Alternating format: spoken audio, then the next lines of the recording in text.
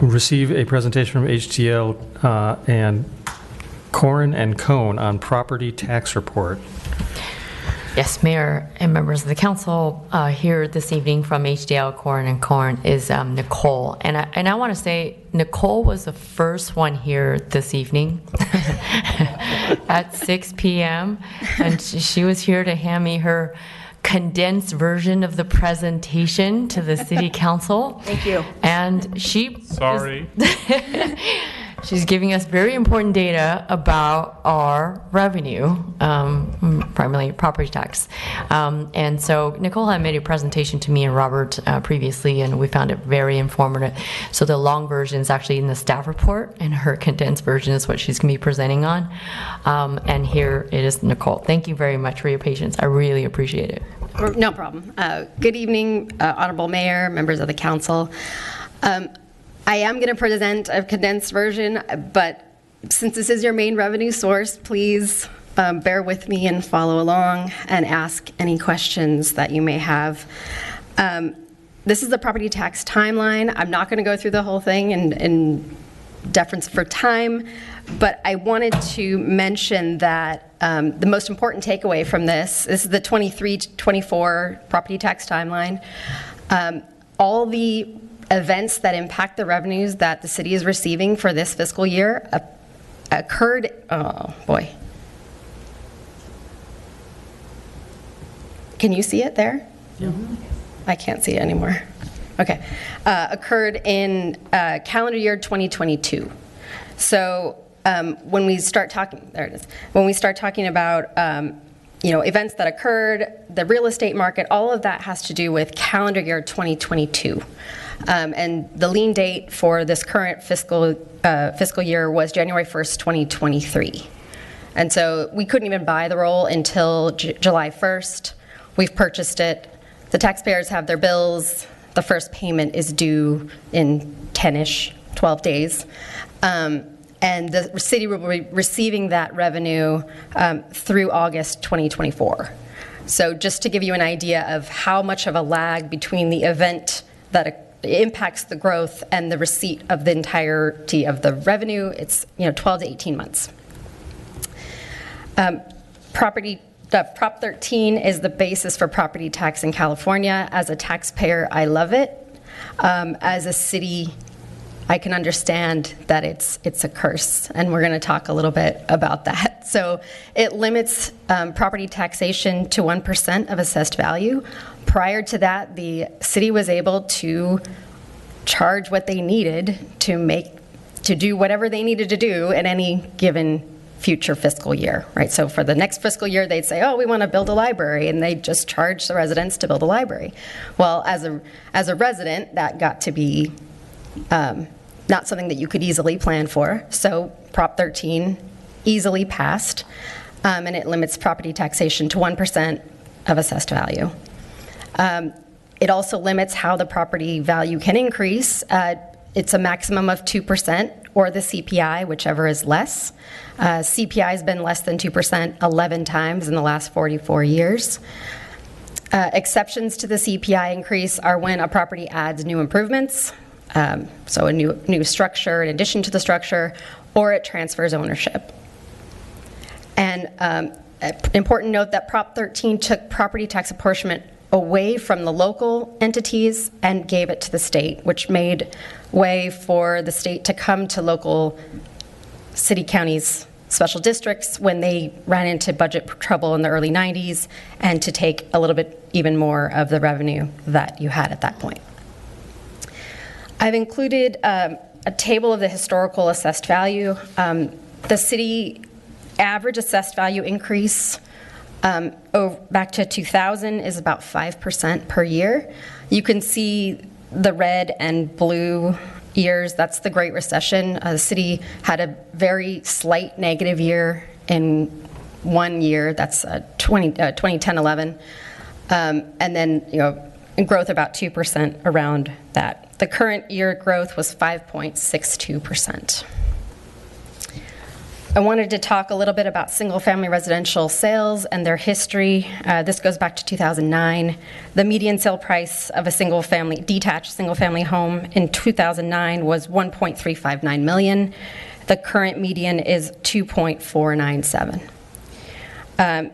Between 3 and 4% of homes are selling each year.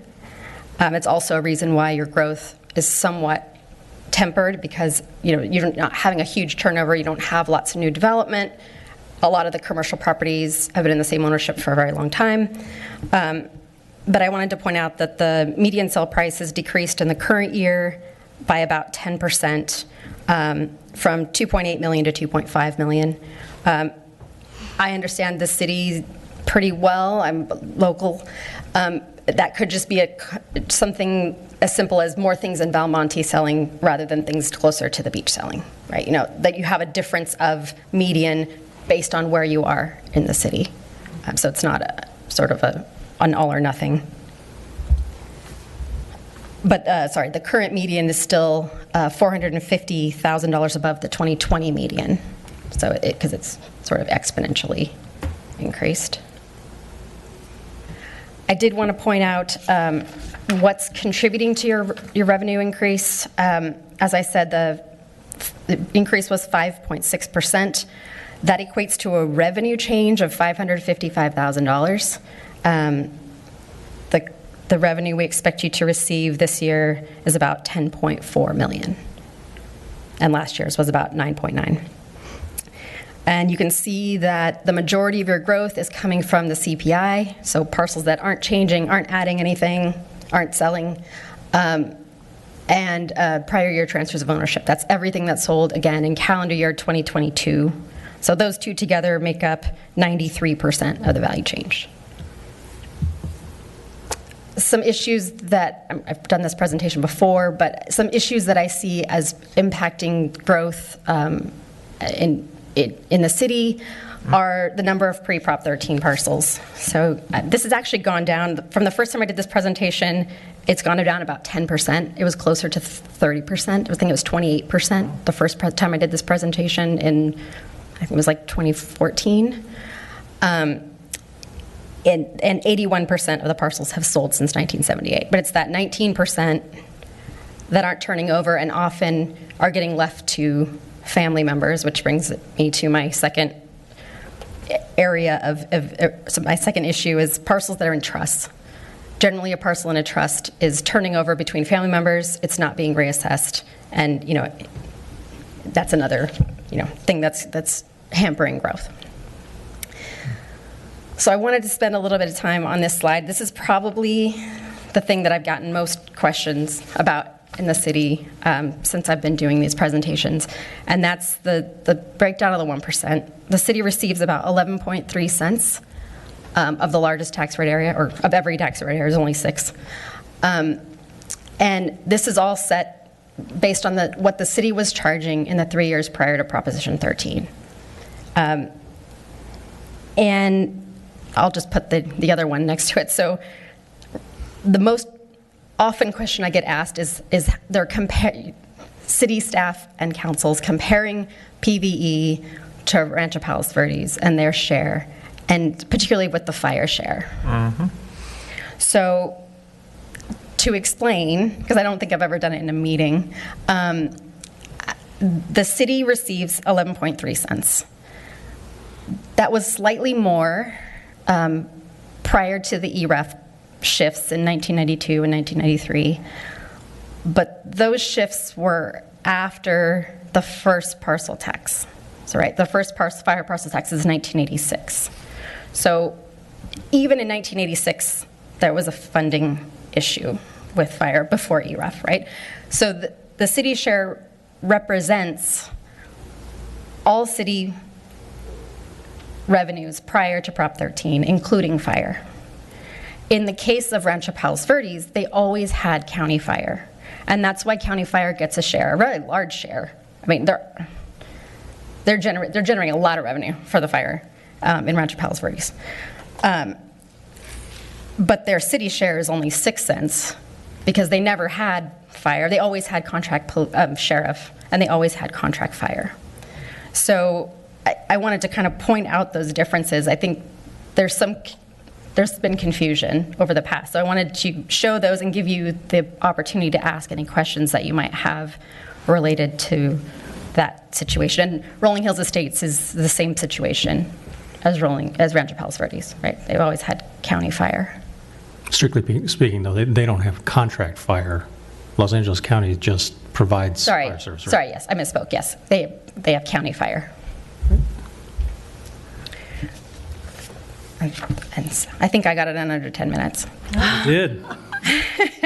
I have a couple of questions, but first of all, I want to say that I can't believe that our PV folks are paying 16.75 cents for fire. Well, they're not paying. They're paying the same dollar that Palos Verdes Estates are. Right. But that much of it's going there. Point, so that's always been I think the bone of contention is that PVE is paying for fire, and Rancho Palos Verdes is not paying for fire, right? Right, yeah. I know. But everybody's paying for fire. But their share of that is outrageous. Two cities, 27 and you million. add factor in the fire, we get 11.3 and they get 22 or 23 cents.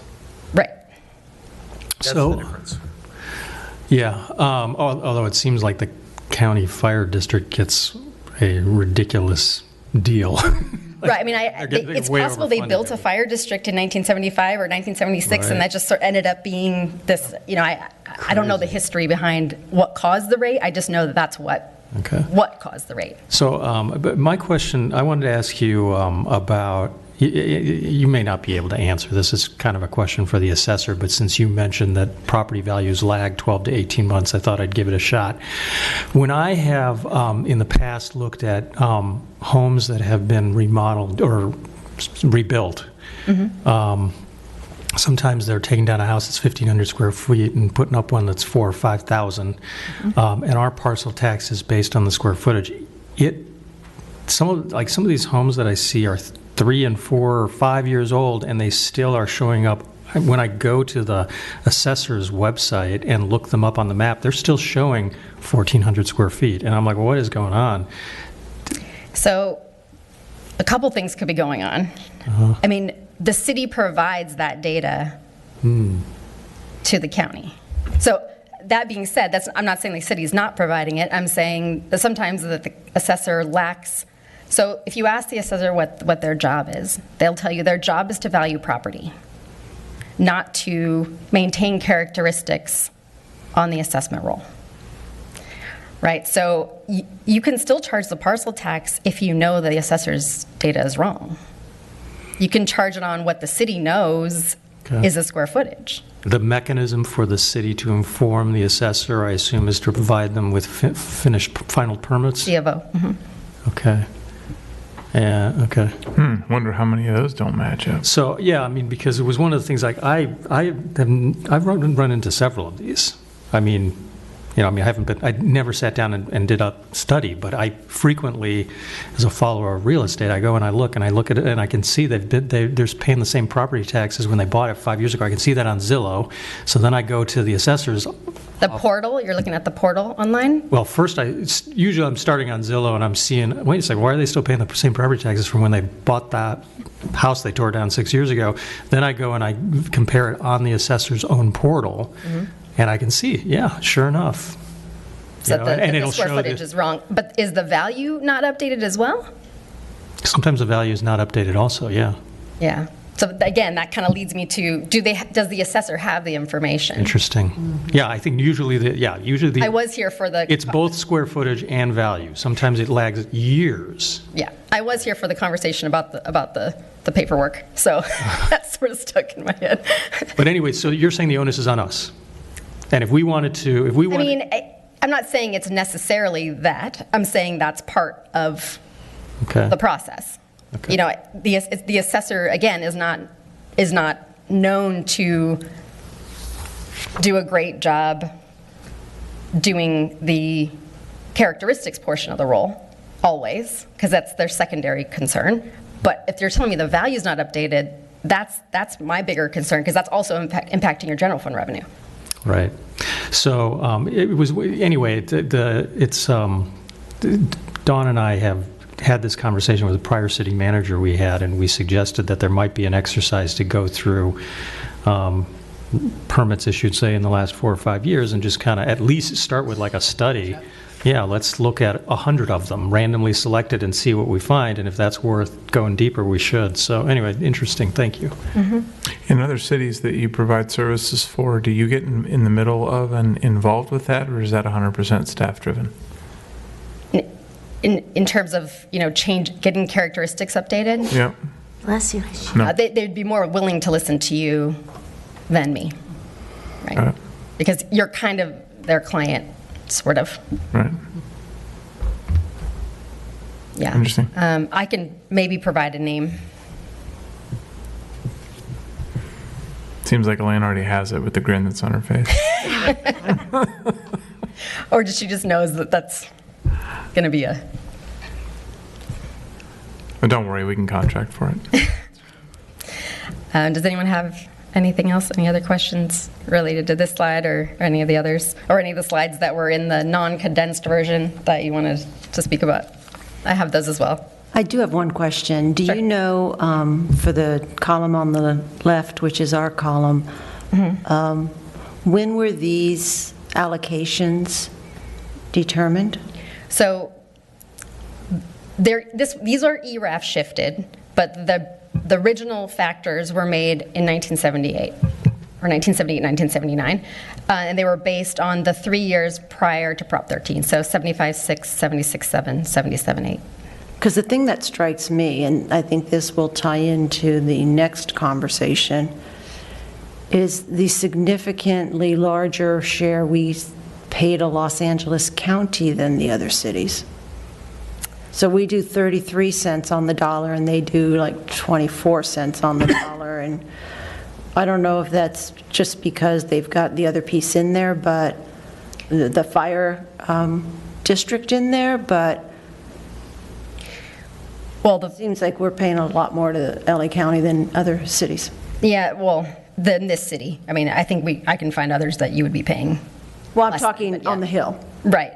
So, that has to do with what services the county's providing. So it's possible in Rancho Palos Verdes that the county's providing less service in some area than here, or was in 1975, 76, and 77, right? So it sort of all goes back to this thing that I can't actually replicate. But these were looked at by the state controller's office in the, after they were done, and they were, blessed at that point as being correct. And then And there's no fixing that if you... Fixing... What does it take to change the Yeah, what does it take to change it? Not possible. at all?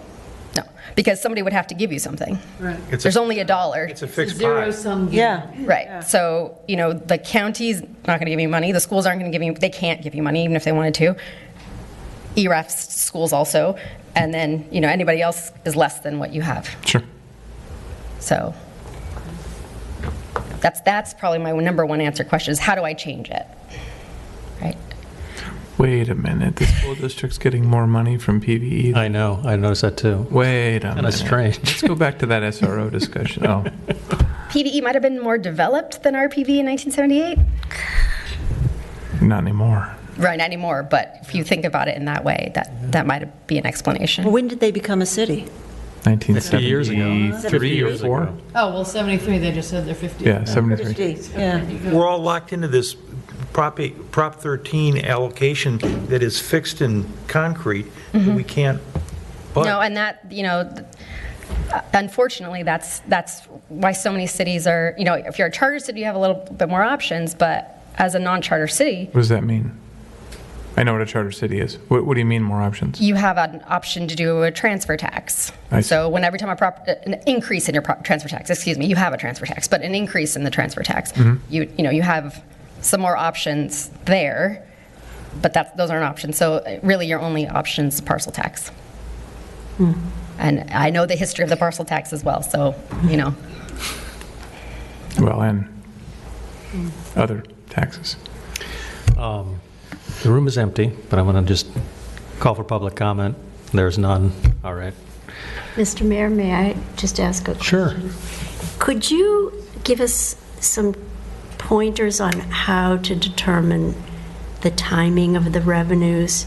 Because, we have the December 10th and April 10th dates, and most people probably pay, I know we don't pay early, we pay Or both payments, or, in time, but it kind of dribbles into the city. Is there a way to predict that? yes, there's an allocation schedule.